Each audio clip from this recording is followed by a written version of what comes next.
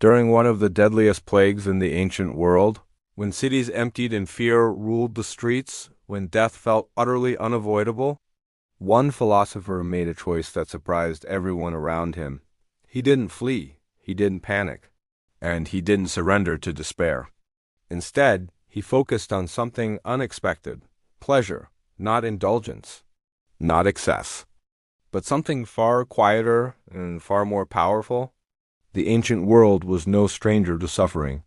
Plagues arrived without warning, and medicine was severely limited. Explanations for these events were often rooted in superstition or fear. When sickness began to spread, people reacted the same way humans often do today. They panicked.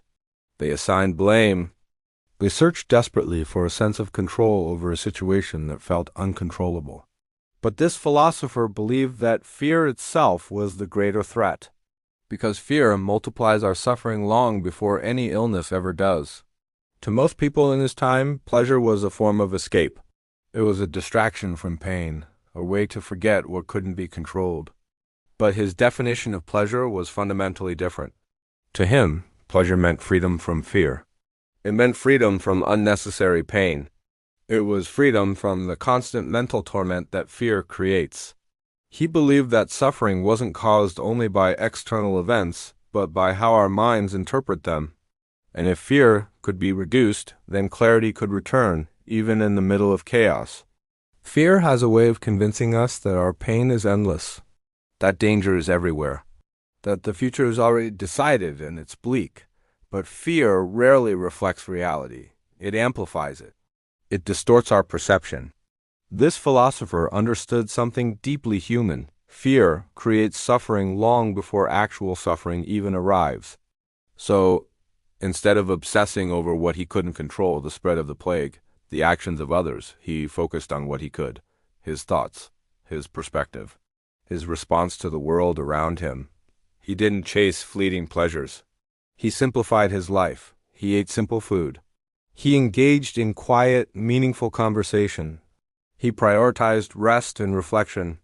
He systematically removed what wasn't necessary from his life, believing that excess only clouds our judgment. And in doing so, he discovered something profound.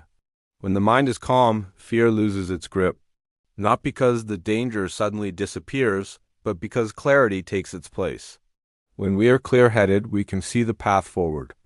We may not face ancient plagues today, but we live with a different kind of pressure, a constant mental pressure, endless information bombarding us from all sides, endless worry about the future, endless noise that makes it hard to think.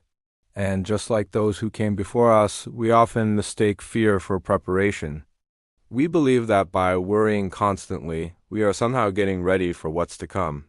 But preparation is not panic, and finding peace is not denial. This philosopher survived the plague not because he escaped danger, but because he refused to let fear govern his life. He understood that his internal state was the one thing he had true dominion over. The lesson from his story was never really about pleasure in the modern sense. It was about perspective. Fear feels incredibly loud when the mind is crowded and chaotic.